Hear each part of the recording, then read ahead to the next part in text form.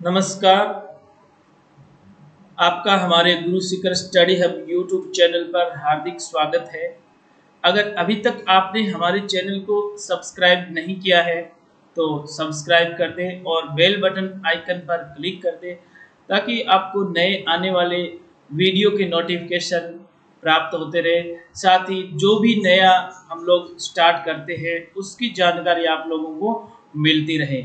तो हम लोग राजस्थान पुलिस, राजस्थान पटवार परीक्षा में आने वाले कंप्यूटर टॉपिक के ऊपर पढ़ रहे हैं और हम लोग ये चाहते हैं कि भी कंप्यूटर टॉपिक में हमारे चैनल से आप लोग इतनी जानकारी हासिल करो ताकि आपको कंप्यूटर में पूरे मार्क्स मिले। आज के इस वीडियो में मैं आप लोगों के लिए कुछ खास पर्सन चुन के लेके आया हूँ जिनका मैं आप लोगों को पूरा व्याख्या के साथ सॉल्यूशन बताऊंगा। इसके अलावा आज के इस वीडियो में मैं आप लोगों से कुछ पर्सन भी पूछूंगा जिनका आंसर मैं नहीं दे रहा हूं, मैं आप लोगों के लिए छोड़ रहा हूं। आप लोग मुझे कमेंट बॉक्स में बताएं मोस्ट इंपॉर्टेंट पर्सन है जो मैं वीडियो में पूछूंगा, उन प्रश्नों के उत्तर आपको देने हैं ताकि ये भी पता चल सके कि आप लोग कितनी तैयारी कर रहे हो। तो चलिए फिर शुरुआत करते हैं। आज का हमारा पहला पर्सन है, in Windows 7, which of the following option of control panel can be used to review recent system message? Windows 7 में कंट्रोल पैनल के निम्नलिखित विकल्पों में से किसका उपयोग सिस्टम संदेशों की समीक्षा के लिए किया जाता है? यहाँ ये पूछा गया कि भी ये चार ऑप्शन है, एक्शन सेंटर, रिकवरी, सिस्टम और साउंड। इनमें से कौन सा ऑप्शन है जिसके माध्यम से हमें जो सिस्टम संदेश आते हैं ना, जो मैसेज मिलते हैं ना, कहाँ मिलते हैं मैसेज बॉक्स? आप लोग ध्यान देते होंगे तो जो टास्क बार जो होती है उसके जो टाइम घड़ी जो होती है ना इस साइड में, हाँ जी, टाइम वाली साइड में कई बार मैसेज ऐसे ओपन होते रहते हैं। तो वो इसने पूछा है कि उनकी समीक्षा कौन करता है। तो उसकी जो समीक्षा करने वाला जो होता है वो होता है एक्शन सेंटर। क्या होता है? Action centre. क्योंकि एक्शन सेंटर ही एक्शन लेता है, वो देखता रहता है कि क्या संदेश है, किससे संबंधित आया है। अब रिकवरी हो नहीं सकता। रिकवरी का मतलब तो किसी चीज को वापस रिकवर करना होता है। सिस्टम से संबंधित जानकारी देता है। और साउंड क्या होता है? प्रोग्राम कंप्यूटर में आवाज को कम ज्यादा या बंद करने का काम जो होता है वो साउंड से संबंधित होता है। तो एक ही ऑप्शन बचता है, एक्शन सेंटर। ध्यान रखना, इस प्रकार के प्रश्न परीक्षाओं में आते रहते हैं। अगला प्रश्न है, मॉनिटर का रिजोल्यूशन जितना ज्यादा होगा, तो मॉनिटर का रेजोल्यूशन ज्यादा होना कम होना उसका पूछ रहा है। The height the resolution of A monitor, अगर मॉनिटर का रेजोल्यूशन ज्यादा होगा तो क्या होगा? पिक्सल बड़े होंगे, स्क्रीन कम साफ होगी, पिक्सल के अलावा या फिर पिक्सल नजदीक होंगे। देखो, जितना ज्यादा रेजोल्यूशन होता है ना उतनी ही ज्यादा पिक्चर क्लियर दिखाई देती है, और जो डॉट डॉट जो जिनको पिक्चर बोलते हैं ना वो नजदीक होते हैं। तो इसका जो पर्सन का जो उत्तर है ना वो होगा पिक्सल नजदीक होंगे।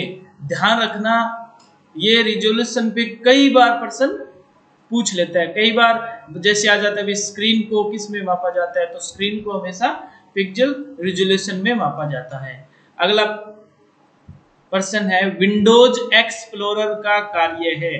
विंडोज एक्सप्लोरर क्या करता है? नए प्रोग्राम जोड़ता है या सेटिंग बदलता है या सिस्टम रिस्टोर करता है या फाइल व फोल्डर को व्यवस्थित करता है। देखो, विंडोज एक्सप्लोरर का एक ही काम होता है, फाइल और फोल्डर जो होते हैं ना उनको ही व्यवस्थित करता है, यानी ये उनको खोलना बंद करना उनसे संबंधित कार्य करता है। तो इसका जवाब होता है फाइल व फोल्डर को व्यवस्थित करना। अगला प्रश्न है, which element of Windows operating system contains computer administrative tools? Windows operating system का कौन सा तत्व प्रशासनिक उपकरणों को रखता है? भाई एडमिनिस्ट्रेटिव टूल जो होती है ना वो कौन से प्रोग्राम के अंदर होते हैं, ये प्रश्न पूछा इसने। अब देखो, प्रशासनिक एडमिनिस्ट्रेटिव का मतलब सारा उसके अंदर काम है, कंप्यूटर की हर जो कार्य होता है ना उस पे वो नजर रखता है, उनको ऑन ऑफ करने की पावर होती है, यानी पावरफुल आदमी है वो। पावरफुल प्रोग्राम है वो, ये कह सकते हैं। तो control panel, recycle bin, task bar और इंटरनेट एक्सप्लोरर। इंटरनेट एक्सप्लोरर क्या होता है? इंटरनेट एक्सप्लोरर एक ब्राउजर होता है, विंडोज के अंदर बाय डिफॉल्ट आता है, जिसके अंदर हम नेट चलाते हैं। तो ये तो होगा नहीं। रिसाइकिल बिन, रिसाइकिल बिन क्या होता है? रिसाइकिल बिन वह प्रोग्राम होता है जिसके अंदर हमारे कंप्यूटर से कोई चीज डिलीट कर देते हैं या हटाते हैं, तो वो टेम्परेरी तौर पे क्या होती है, रिसाइकिल बिन में जाके स्टोर हो जाती है। इसके अलावा रिसाइकिल बिन का एक क्वेश्चन बता रहा हूँ आपको, बहुत शानदार है। कई बार प्रश्न पूछ लेता कि ऐसा कौन सा आइकन है जो कभी डिलीट नहीं होता, स्थायी आइकन होता है विंडो का, तो वो होता है रिसाइकिल बिन। अगला फिर है टास्क बार। तो टास्क बार तो नीचे वाली पट्टी होती है, लेकिन ये हो नहीं सकती, तो फिर कौन होता है? Control panel. सही आंसर क्या होगा? कंट्रोल पैनल एक ऐसा प्रोग्राम होता है जो पूरे कंप्यूटर का नियंत्रण रखता है। चलिए फिर अगला क्वेश्चन देखते हैं। Which computer device are automatically detected by Windows? कौन से कंप्यूटर उपकरण विंडोज द्वारा स्वचालित रूप से पहचाने जाते हैं? भाई इनमें से कौन सा ऑप्शन है वो आपको बताना है। पहला ऑटोमेटिक है, दूसरा प्लग एंड प्ले है, तीसरा सीरियल और चौथा इंस्टॉल। इंस्टॉल तो वो ऑप्शन होता है जिसके द्वारा जब हम हमारे कंप्यूटर में कोई डिवाइस लगाते हैं ना, और उसका सॉफ्टवेयर अपने कंप्यूटर में ना हो, तो सीडी के द्वारा उस सॉफ्टवेयर को इंस्टॉल कर लेते हैं ताकि वो डिवाइस काम करे। सीरियल पोर्ट होता है, ये काम नहीं करा। ऑटोमेटिक बहुत कम चांस होते हैं कि ऑटोमेटिक भी कई बार उठा लेता है लेकिन नहीं करता है। लेकिन प्लग एंड प्ले एक ऐसा ऑप्शन है, उसके द्वारा खुद ही कार्य करने लग जाता है। जो भी विंडोज में हम जोड़ते हैं ना, तो वो प्लग एंड प्ले, ये ध्यान रखना, यानी पिन लगा दो और काम में लो, प्लग एंड प्ले। अगर आप लोग पूरा वीडियो देखते हो ना, तो ही चीज समझ में आती है। मैंने कई सारे बच्चों को बोला कि भाई आप पूरा वीडियो देखा करो, आपको एक पर्सन के बारे में बहुत सारी जानकारियां मिल रही है, ताकि उससे मिलता जुलता कोई पर्सन आ जाता है ना, तो आप आराम से उसको हल कर सकते हो। और वीडियो के अंदर मैंने कुछ पर्सन भी पूछे हैं, जो आप लोग देखोगे तब पता चल जाएगा। और ऐसे मोस्ट पर्सन लेके आए हूं जो आप वास्तव में कहोगे कि सर बहुत ही महत्वपूर्ण प्रश्न है। चलिए फिर अगला प्रश्न देख लेते हैं। Laser printer belong to, laser printer किससे संबंधित है? Line printer, page printer, band printer, dot matrix printer.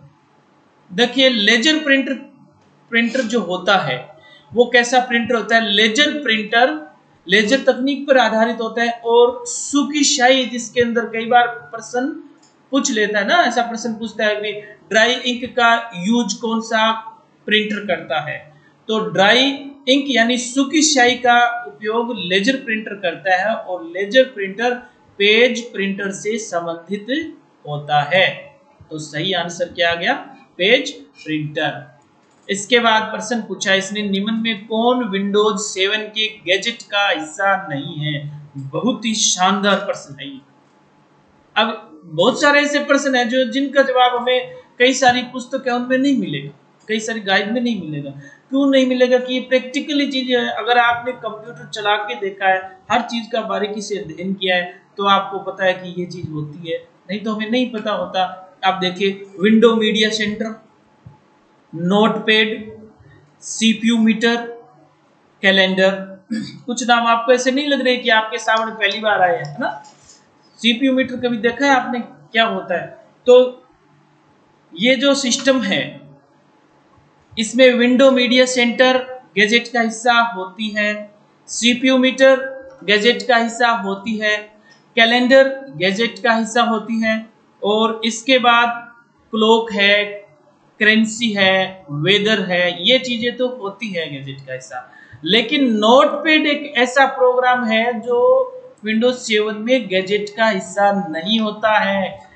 अब ये ध्यान रखना, अगर आप देखना चाहते हो तो विंडोज 7 ओपन कर लो, उसमें सर्च कर लो विंडोज 7 गैजेट। जब आप देखते हो तो आपको पता चल जाएगा सीपीयू मीटर कहाँ है, वो तुरंत दिखा देगा कि हाँ ये यहाँ पे है।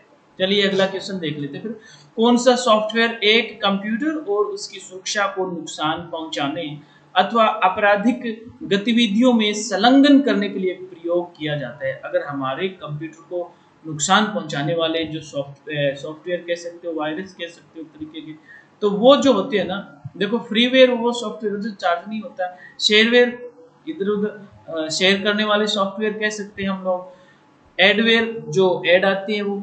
लेकिन मालवेयर एक ऐसा वायरस प्रोग्राम होता है जो हमारे कंप्यूटर और सुरक्षा को नुकसान पहुंचाता है। तो ध्यान रखना, वो उत्तर क्या होगा इसका, मालवेयर। अगला प्रश्न पूछा है जिसका जवाब मैंने पिछले वीडियो में मैंने आपको समझाया है। आप लोग अगर रेगुलर सारे वीडियो देखते हो ना, हमारे इस चैनल की प्ले लिस्ट में जाओ, और प्ले लिस्ट में एक प्लेलिस्ट हमने बना रखी है पटवार कंप्यूटर टॉपिक के नाम से है। उसमें जो वीडियो है वो आप लोग सीरीज वाइज 1 2 3 जैसे भी लगे हैं उस हिसाब से देखो, तब आपको इतने सारे प्रश्नों का नॉलेज हो जाएगा, सारे समझ में आ जाएंगे। मैंने हर वीडियो में अलग अलग नई नई चीजें बताई है जो आपको समझने के लिए बहुत ही अच्छी रहेगी। चलिए इस प्रश्न में पूछा भी, पहला नेटवर्क जिसने इंटरनेट की नींव रखी कौन सा है? हाँ जी, अमेरिका का जो अब अर्पानेट जो था ना, ये अर्पानेट सबसे पहले इसने ही इंटरनेट की नींव रखी थी, है ना। अमेरिकन आर्मी ने इसके लिए बनाया था ARPANET, advance research project agency network, ARPANET. इसके बाद अगला प्रश्न है, which feature of Windows 7 is used to quickly resize windows by dragging? Windows 7 की कौन सी सुविधा का प्रयोग विंडोज को ड्रैग करके शीघ्रता से रीसाइज करने में किया जाता है?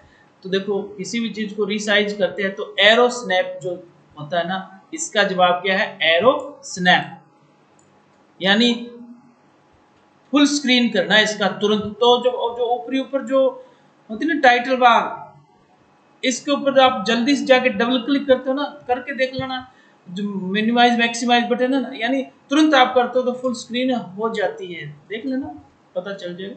Which of the following is not A pointing device? इनमें से कौन सी पॉइंटिंग डिवाइस नहीं है?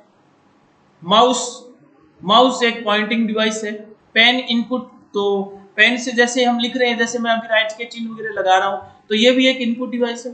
ट्रैक बॉल, ट्रैक बॉल भी इनपुट डिवाइस है क्योंकि दिखाई देती है। लेकिन कीबोर्ड पॉइंटिंग डिवाइस नहीं है। कीबोर्ड एक इनपुट डिवाइस, तो ये चारों ही है, ये ध्यान रखना, इनपुट डिवाइस तो ये चारों ही है, लेकिन इसने पूछा पॉइंटिंग डिवाइस नहीं है, तो कीबोर्ड का कोई पॉइंटिंग नहीं होता है, तो ये कीबोर्ड पॉइंटिंग डिवाइस नहीं है। बाकी माउस, पेन इनपुट और ट्रैक बॉल पॉइंटिंग डिवाइस होती है, पॉइंटर की तरह से चल आता है इसमें।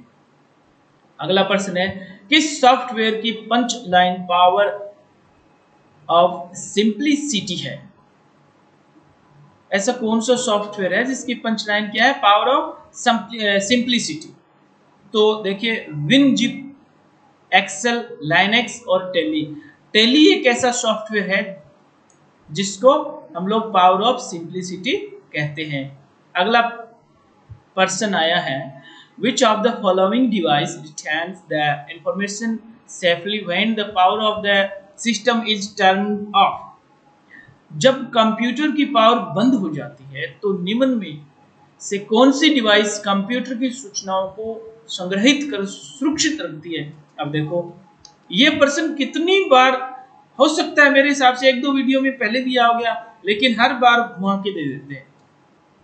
अरे भाई अपने को पता है सीपीयू तो हो गए नहीं, रैम क्या होती है, अस्थायी मेमोरी होती है। जब तक कंप्यूटर आपका ऑन रहता है, डाटा स्टोर रहता है उसके अंदर, फिर वो मिट जाता है। रोम क्या होती है? रोम रीड ओनली मेमोरी, जो एक स्थायी मेमोरी होती है, जो बूटिंग में कल मैंने बताया भी काम आती है, तो जो स्टोर करके रखती है ना लाइट जाने के बाद भी, तो वो होती है रोम। क्या होती है? Read only memory. आ गया समझ में? अगला प्रश्न है, अलग से प्रश्न आ गया। आप देखो ये, which motherboard form factor uses 120 pin connector? इनमें से कौन सा मदरबोर्ड फैक्टर जो 20 पिन वाले कनेक्टर का प्रयोग करता है? अब देखो 20 पिन, छोटी छोटी पिन्स होती है जो अंदर लगते हैं मदरबोर्ड की, वो कनेक्टर इसमें यूज आता है। तो वो जो मदरबोर्ड था ना, वो था ATX। क्या नाम था उसका? ATX। ध्यान रखना इसका।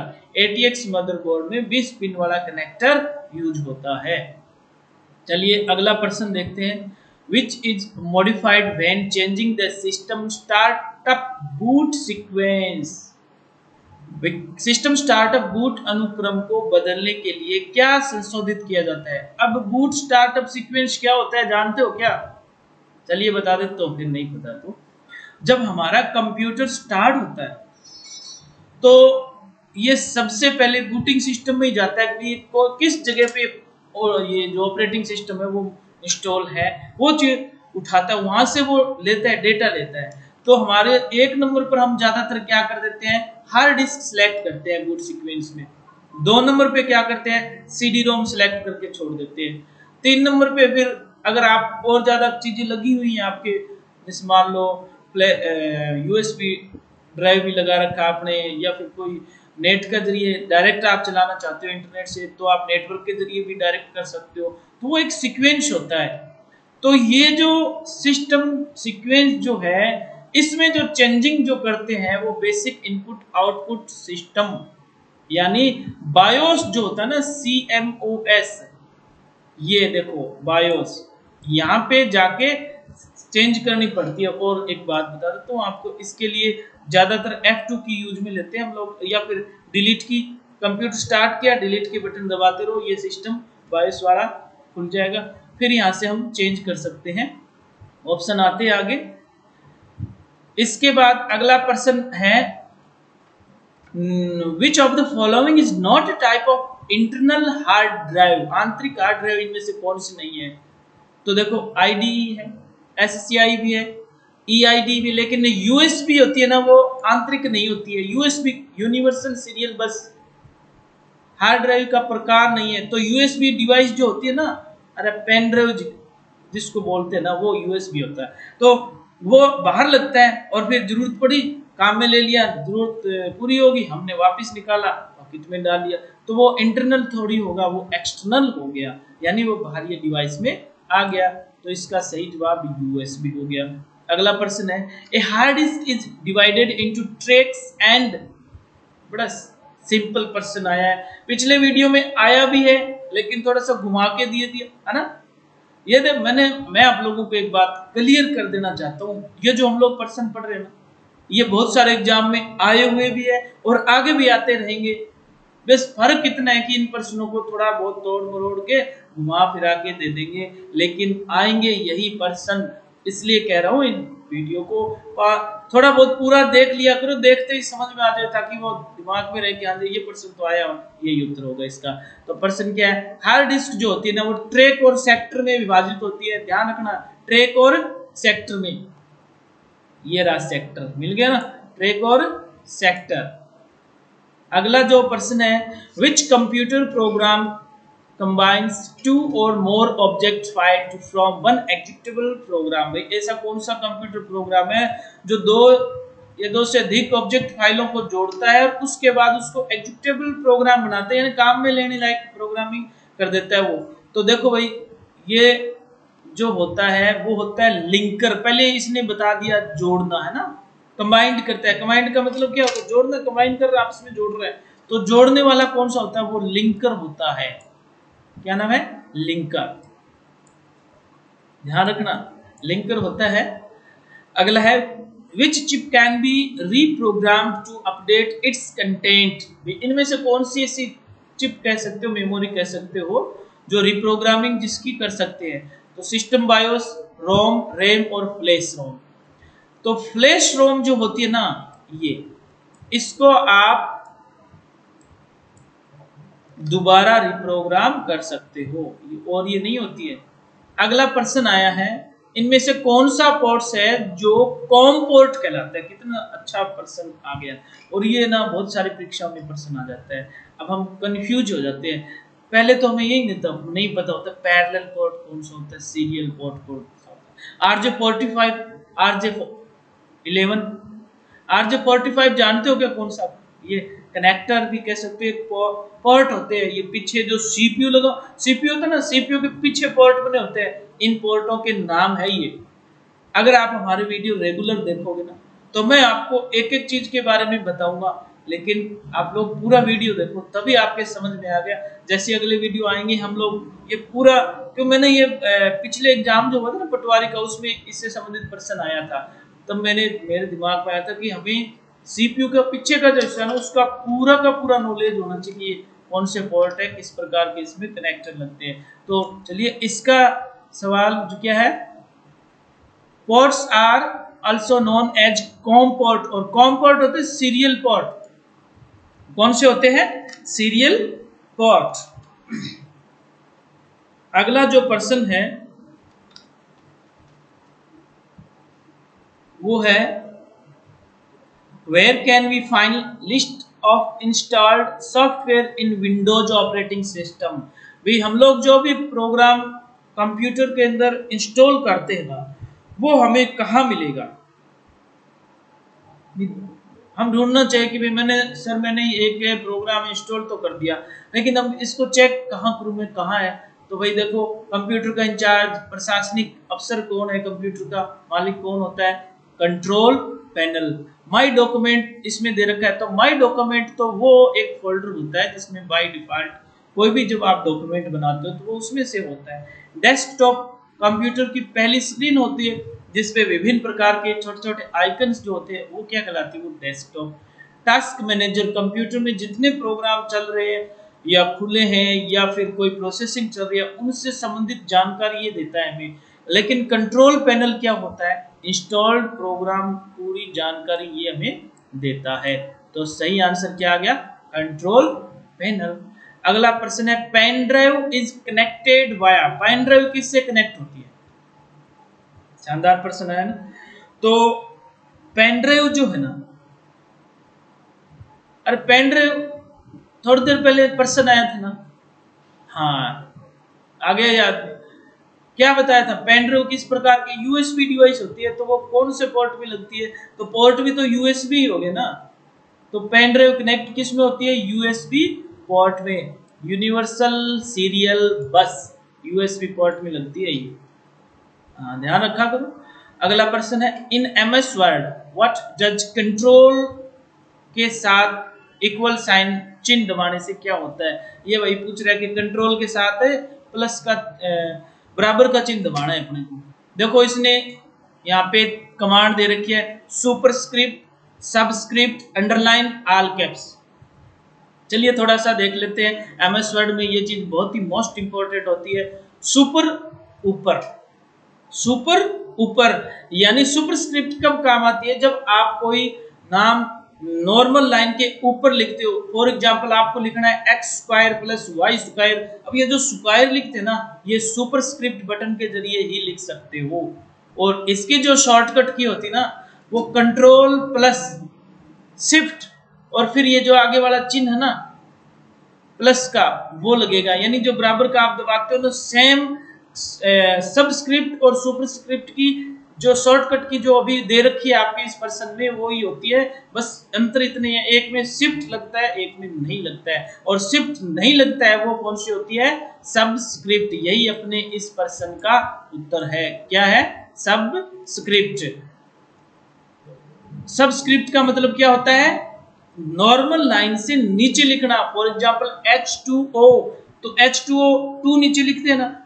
बहुत सारे बच्चों को दिक्कत होती है, बहुत सारे टीचर्स को जिनको पूरा नॉलेज नहीं होता है कंप्यूटर का, तो वो जब मैथ के या साइंस के पेपर बनाते हैं, कोई टाइपिंग करते हैं, तब दिक्कत होती है। तो आज ये दिक्कत नहीं आनी चाहिए आज के बाद। और हमारे कंप्यूटर इस चैनल पर जो हमारी कंप्यूटर टॉपिक से संबंधित एक और काफ़ी वीडियो भी डाल रखे हैं मैंने, उनमें भी मैंने इसको बहुत ही आसान तरीके से समझाया है, तो वो भी आप देख सकते हैं।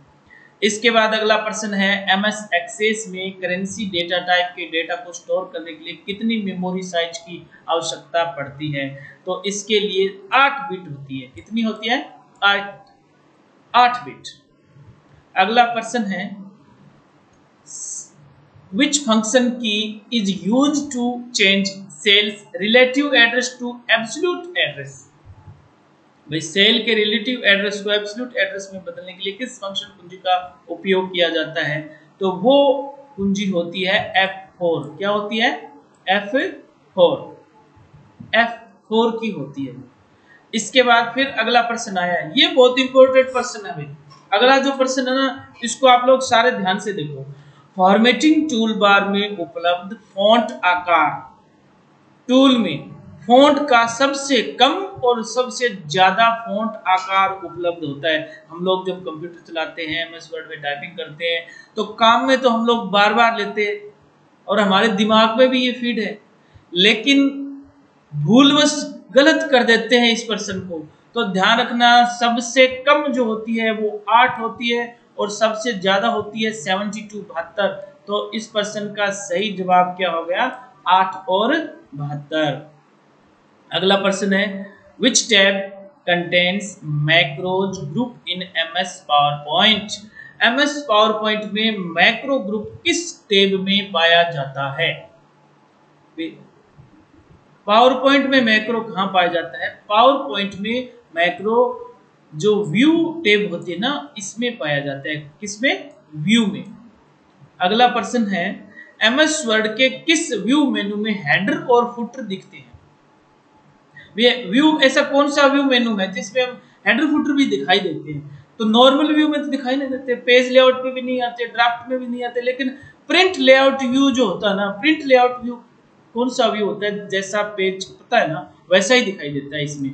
तो फिर उसमें तो हेडर फुटर दिखाई देंगे, तो आंसर होगा प्रिंट लेआउट व्यू। दिखा, ध्यान रखना इस चीज का। अगला है, मैन्युपुलेट यानी हेरफेर करने के लिए डेटा और फॉर्मूलों की पंक्ति और स्तंभ व्यवस्था को कहते हैं। भाई एक कॉलम और रो की जो व्यवस्था बनती है, जैसे कॉलम है इस तरीके से रो बन गए, सेल बन गए, तो पूरा ये जाल सा बनता है, इसको एक्सेल में क्या बोलते हैं। Table sheet, grid sheet, roll sheet, spread sheet. तो ये कहलाती है स्प्रेड शीट। क्या कहलाती है, स्प्रेड शीट। ध्यान रखना, एक्सेल की है ये। अगला है, एमएस वर्ड में मेल मर्ज के लिए लेबल और लिफाफे पर मुद्रित होने वाले नामों और पतों की सूची होती है। अब भाई देखो, सीधी सीधी बात है, हमें कोई चीज कहीं से सूची वगैरह लेनी है तो वो क्या कहलाता है, वो डाटा सोर्स कहलाता है। क्या कहलाता है, डाटा सोर्स। उत्तर भी यही हो गया, हमें मिल गया डाटा सोर्स। अगला प्रश्न क्या है, which of the following is not a function in MS Excel. हम आपको पूरा कोर्स कराएंगे, आप लोग हमारे चैनल से जुड़ोगे, रेगुलर वीडियो देखोगे तो सब चीज में प्रोवाइड करवाऊंगा और इन सब की पीडीएफ भी दूंगा आप लोगों को। तो आप देखो, सम का मतलब क्या होता है, जोड़ करना। तो ये सम होता है, काउंट भी होता है, मैक्सिमम वाला भी होता है, लेकिन जो एवीजी जो दे रखा ना, ये वाला फंक्शन एमएस एक्सेल में उपलब्ध नहीं होता है। तो ये है हमारे आज के प्रश्न। और अब जो मैं आप लोगों के लिए प्रश्न लेके आया हूं, जिनका जवाब आप मुझे कमेंट बॉक्स में दोगे, वो प्रश्न आप लोग देखो और फिर मुझे कमेंट बॉक्स में बताओ कि सर इनका जवाब ये होता है। पहला प्रश्न है, पेज ओरिएंटेशन के प्रकार व नाम लिखो। पेज ओरिएंटेशन के कितने प्रकार होते हैं, उनके आपको नाम बताने हैं। पेज ओरिएंटेशन क्या होते हैं, पेज को छापने की एक दशा होती है। थोड़ा सा हिंट दे देता हूँ, पेज ऐसे या तो खड़ा होता है या फिर ऐसे पड़ा होता है, यानी हॉरिजॉन्टल व्यू में आ सकता है या फिर वर्टिकल व्यू में पेज आप छापते हो। तो इनका अब आपको नाम बताना है और ये प्रश्न बहुत बार आता है। अगला प्रश्न है, वो है स्लाइड लेआउट कितने प्रकार होते हैं। स्लाइड लेआउट के कितने प्रकार होते हैं। तो आप पावर पॉइंट आप ओपन करोगे, उसमें आपको पता चल जाएगा। अगर आपको पता है तो आप मुझे कमेंट बॉक्स में लिख के बताएं। ये प्रश्न इंपॉर्टेंट है चारों के चारों। और अगला फिर आया, पावर पॉइंट में जूम न्यूनतम व अधिकतम कितनी होती है। ये ना जूम वाला प्रश्न बहुत बार परीक्षा में आ जाता है। कई बार एमएस वर्ड की जूम पूछ लेता है, कई बार पावर पॉइंट की जूम पूछ लेता है, तो ये आपको ध्यान रखना है। फिर अगला प्रश्न जो इंपॉर्टेंट भी है, प्रिंट प्रीव्यू की शॉर्टकट की बताओ। भाई आप लोगों को पता है, नई फाइल लेने के लिए हम लोग Ctrl+N दबाते हैं, ओपन करने के लिए Ctrl+S दबाते हैं, कंट्रोल+O दबाते हैं और सेव करने के लिए कंट्रोल+S दबाते हैं। पेज को प्रिंट करना हो तो कंट्रोल के साथ P दबाते हैं। लेकिन हमें पेज को छापने से पहले ये देखना कि पेज छपेगा कैसे, तो वो होता है प्रिंट प्रीव्यू, तो उसकी शॉर्टकट की आपको बतानी है। तो ये है आज के सवाल, और इन सवालों के जवाब आप मुझे कमेंट बॉक्स में बताएं, और हमारा जो व्हाट्सएप ग्रुप है उसमें भी आप लिख के बता सकते हो। अगर कोई जुड़ना चाहता है तो मुझे कमेंट बॉक्स में जरूर बता सकता है, व्हाट्सएप ग्रुप में मैं आपको ऐड कर दूंगा। और इन सवालों के जवाब आप मुझे वीडियो देखने के तुरंत बाद दें। तो आज की क्लास में बस इतना ही। आशा है आपको हमारा ये छोटा सा प्रयास पसंद आया होगा। धन्यवाद। पूरा वीडियो आप जरूर देखें। Thank you.